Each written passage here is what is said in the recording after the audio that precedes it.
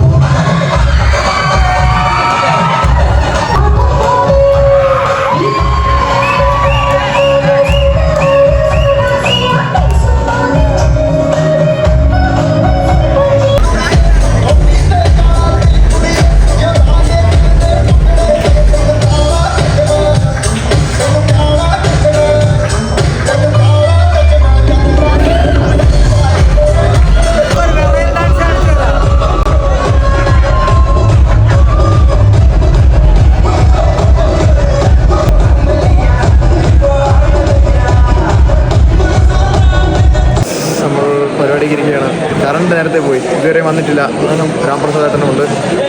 രോഹിണി ഇരുന്ന് ഉറങ്ങാണ് ഗൈസ്. ഉറങ്ങുന്ന രോഹിണി. കറണ്ട് ഇതുവരെ വന്നില്ല ഗൈസ്. ഇത് ജനറേറ്റർ കാര്യങ്ങളുണ്ട്, കോളേജിലുണ്ട്, പക്ഷേ അടിച്ചു പോയി. ഈ കറണ്ട് എപ്പോൾ വരുമെന്ന് അറിഞ്ഞുകൂടാ. ഫുള്ള് ഡാർക്കിലാണ്, ഫുള്ള് ഡാർക്കാണ്. കുറേ മാര് പുറത്തിറങ്ങി പോയി, നമ്മളിവിടെ ഇരിക്കുകയാണ്. ചൂടാണ് ഗൈസ്. ഫുള്ള് അടച്ചിട്ട് എല്ലാം കവർ ചെയ്തിട്ടേക്കാണ്. കർട്ടനൊക്കെ ഇട്ട് ഫുള്ള് ചൂടാണ്. ഈ പരിപാടി നടക്കുകയില്ലെന്ന് അറിഞ്ഞുകൂടാ. നമുക്ക് ബാക്കി പിന്നെ കാണാം.